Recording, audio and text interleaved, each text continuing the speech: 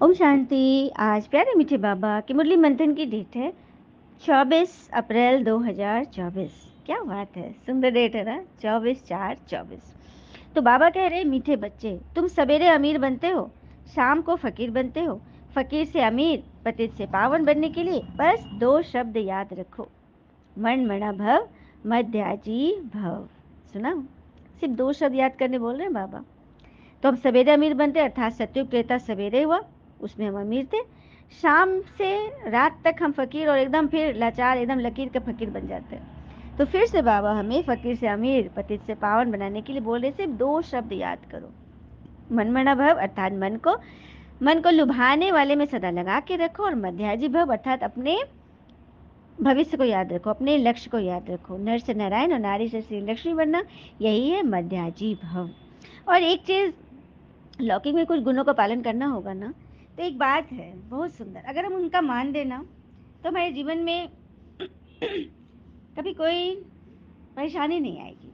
अब जैसे कि जो पिता के चरण स्पर्श करे वो कभी संपत्तिहीन नहीं होगा, जो पिता का चरण स्पर्श करे कभी संपत्तिहीन नहीं होगा। जो माता का चरण स्पर्श करे वो कभी ममताहीन नहीं होगा, वो कभी निर्दयी नहीं होगा। जो बड़े भाई के चरण स्पर्श करे वो कभी शक्तिहीन नहीं होगा, बड़े या छोटे भाई को मान दे। और जो बहन के चरण स्पर्श करे वो कभी चरित्रहीन नहीं होगा, और जो गुरु का चरण स्पर्श करे वो कभी दिशा विहीन नहीं होगा। तो सुना, प्रश्न है, कर्म बंधन से मुक्त होने की युक्ति क्या है? देखिए, सभी कर्म बंधन में फंसे हैं। कर्म तो वही है, पलक झपकना भी एक कर्म है, लेकिन उस कर्म के जब बंधन में हम फंस जाते हैं तो उससे फिर हम विकर्माजीत बन जाते हैं, मतलब विकर्म करते रहते हैं। तो उससे मुक्त होने की युक्ति है याद की यात्रा तथा ज्ञान का सिमरन। याद की यात्रा तथा ज्ञान का सिमरन। दूसरा, एक के साथ सर्व संबंध है, अन्य कोई भी देहधारी बुद्धि में ना आए। एक के साथ, सिर्फ ईश्वर के साथ आत्मा का संबंध है। तीसरा पॉइंट, जो सर्वशक्तिमान बैटरी है उस बैटरी से योग लगा रहे, क्योंकि बाबा ही बैटरी, आत्मा की बैटरी कौन चार्ज करते हैं? सर्वशक्तिमान बाबा। अपने ऊपर पूरा ध्यान हो, दैवी गुणों के पंख लगे हुए हो तो कर्म बंधन से मुक्त होते जाएंगे। आसुरी गुणों के पंख लग जाते हैं ना, फलना ने ऐसे बोला, ऐसे मान नहीं दिया, सिर्फ उस दर्द में ही डूबे रहना, उसी अतीत में ही अपना जीवन बिता देना, तो ये क्या होगा? ये आसुरी गुणों के पंख है जो हमें बंधन में खींचते हैं। इनसे ऊपर उठ जाए, ठीक है। ओम शांति। बाबा ने बैठ समझाया, यह है भारत के लिए कहानी। तो क्या कहानी है? सुबह को अमीर, शाम को फकीर। इस एक, ये एक ही एक कहानी जो हमें स्वयं भगवान बैठ बताते हैं। और फिर से हमें फकीर से अमीर बनाने के लिए भगवान हमें ज्ञान श्रीमत देते हैं। तो उसे सुनना है ना, समझना है और धारण करना है, दिल में धारण करना है, ठीक है। तो खुशी में रहो। बाबा कहते, बच्चे तुम सवेरे अमीर बन जाते हो, फिर शाम को फकीर। कैसे बनते हो ये भी बाबा समझाते हैं। तुम मालामाल थे, दैविक गुण थे, फिर जब विकारी आत्माएं आए तो तुमने उनके आसुरी अवगुणों से अपना दैविक गुण ट्रांसफर कर लिया। तो बस मैं गारंटी देता हूँ कि तुम बच्चे श्रीमत पे चलो, तुम्हारा बेड़ा पार है। और इम्तहान पूरा होता है तो फिर नंबर बार जाकर बैठते हैं ना। इम्तहान देना होता है, इम्तहान में जब पास हो जाते हैं तो फिर आगे क्लास में पहुंच जाते हैं। परमात्मा फिर मनुष्य सृष्टि का बीज है, यह तो बच्चे जानते हैं। और झाड़ वृद्धि को कैसे पाता है, पुराना कैसे होता, आगे तुम भी नहीं जानते, लेकिन अब सब जान गए ना कि भगवान कैसे हमारी मदद करते हैं। ये तो हम सबको पता चल गया है। और कहते हैं ना, मन खुश है तो एक बूंद भी बरसात है। मन खुश है तो एक बूंद भी बरसात है, और दुखी मन है तो समंदर भी बेकार है, उसकी क्या औकात है ना। सब कुछ मिल रहा है, प्राप्ति है, लेकिन मन दुखी है तो फिर कुछ नहीं दिखेगा। तो बस मन को खुश करने के लिए, सुखी बनाने के लिए बस ज्ञान श्रीमत पे चलते रहे, दैवी गुण के परंग पंख धारण करे और उड़ते चले।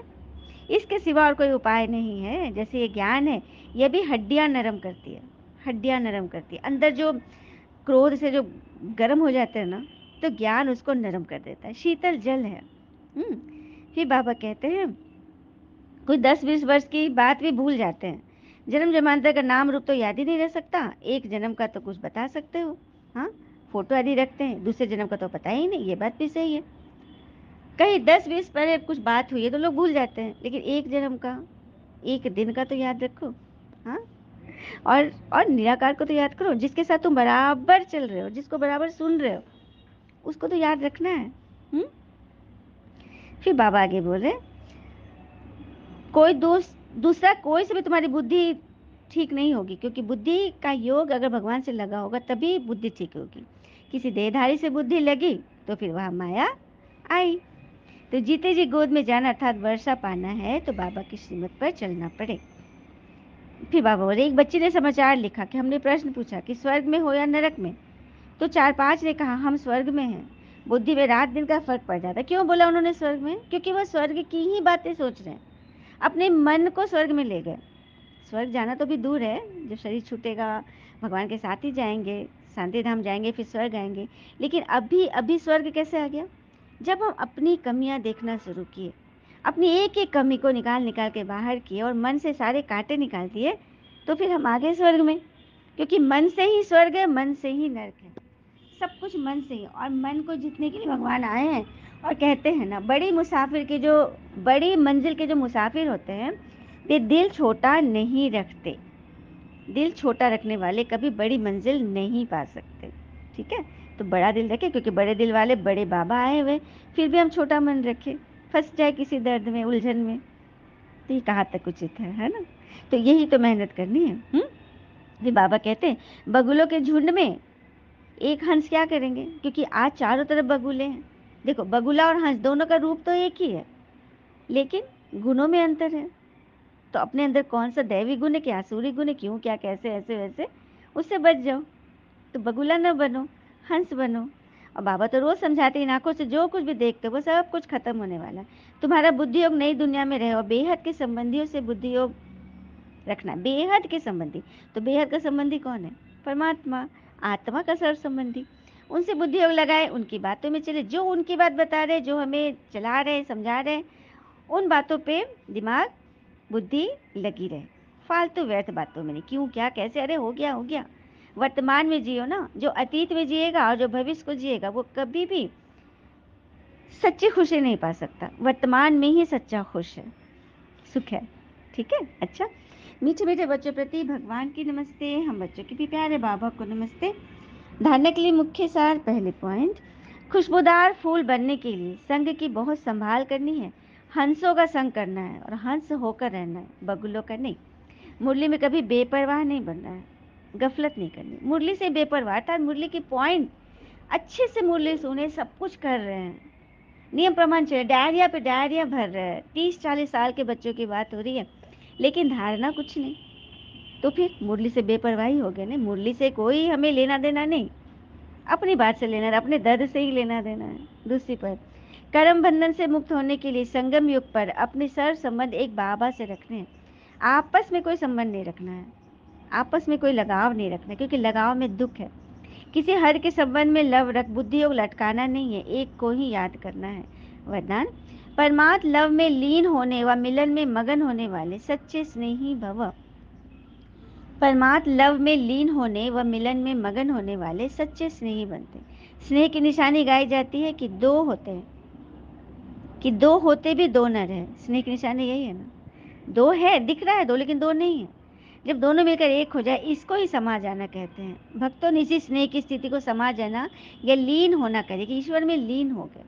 लेकिन ये होता है लव में लीन होना, स्नेह में लीन होना। हाँ, आप बच्चे जब बाबा के रूहानी पिता के मिलन में मगन हो जाते हो तो समान बन जाते हो, है ना? तो समान बनने के लिए हमें क्या करना होगा? कुछ एक कायदे, समय का सदुपयोग तो करना होगा। आइए कथा सुन लेते हैं अंत में। एक व्यक्ति को रास्ते में यमराज मिल गए। वो व्यक्ति उन्हें पहचान नहीं सका। यमराज ने पीने के लिए व्यक्ति से पानी मांगा। बिना एक क्षण गवाए उसने पानी पिला दिया। पानी पीने के बाद यमराज ने बताया कि वो उसके प्राण लेने आया है, लेकिन चूंकि तुमने मेरी प्यास बुझाई है, इसलिए मैं तुम्हें अपनी किस्मत बदलने का एक मौका देता हूँ। यह कहकर यमराज ने एक डायरी देकर उस आदमी से कहा कि तुम्हारे पास 5 मिनट का समय है, इसमें तुम जो भी लिखोगे वही हो जाएगा, लेकिन ध्यान रहे केवल 5 मिनट। उस व्यक्ति ने डायरी खोलकर देखा तो उसने देखा कि पहले पेज पर लिखा था उसके पड़ोसी की लॉटरी निकलने वाली है और वह करोड़पति बने, क्योंकि सबका भाग्य लिखा हुआ था उसमें। उसने वहां लिख दिया कि उसके पड़ोसी की लॉटरी ना निकले। 5 मिनट समय दिया लिखने के लिए। अगले पेज पर लिखा था उसका एक दोस्त चुनाव जीतकर मंत्री बनने वाला है, तो उसने लिख दिया कि उसका दो चुनाव हार जाए। इस तरह वो पेज पलटता रहा और अंत में उसे अपना पेज दिखाई दे। जैसे उसने कोई लिखने के लिए अपना पेन उठाया, यमराज ने इस व्यक्ति के हाथ से डायरी ले ली और कहा, बस तुम्हारा 5 मिनट का समय पूरा हो गया, अब कुछ नहीं हो सकता। तुमने अपना पूरा समय दूसरों को की बुरा देखने में, बुरी बातों में, अतीत में अपना सारा अपना समय, अपना जीवन खतरे में डाल दिया। अंततः तुम्हारा अंत तो निश्चित है। यह सुनकर वह व्यक्ति बहुत पछताया, लेकिन सुनहरा मौका उसके हाथ से निकल चुका था। क्या शिक्षा मिल रही है? यदि ईश्वर ने आपको कोई शक्ति प्रदान की है तो कभी किसी का बुरा न सोचे और न ही बुरा करे। सिर्फ अपनी कमियां देखें, अपनी कमी झांके कि हमारे अंदर क्या कमी, किस वजह से ऐसा हुआ। जड़ को खुद को समझे, अपने आप को जड़ समझे। दूसरे का भला करेंगे तो लाभ मिलेगा। ठीक है, कहते हैं ना, जो प्राप्त है वही पर्याप्त है। स्लोगन, अंतर्मुखी वह है जो व्यर्थ संकल्पों से मन का मौन रखता है। अंतर्मुखी यह नहीं कि हम तो मौन रहते हैं, हम तो मुख से कुछ नहीं बोलते हैं। अंतर्मुखी वह है जो व्यर्थ संकल्पों से, व्यर्थ ही तो है, क्या, क्यों, कैसे, ऐसे, इसका उसका पिछला अगला सब याद रखना, ये व्यर्थ संकल्प से मन को मौन रखो। यही है सच्चा सच्चा अंतर्मुखता, अर्थात बाबा का सपूत, आज्ञाकारी, वफादार, फरमान बरदार बच्चा। ठीक है, अच्छा, ओम शांति। शुक्र मीठे बाबा व बाबा के प्यारे प्यारे बच्चे, आप सबका जीवन सदैव शुभ, सहज, सफल, सरल, संयमित, संतुष्ट और संपन्न रहे। ओम शांति।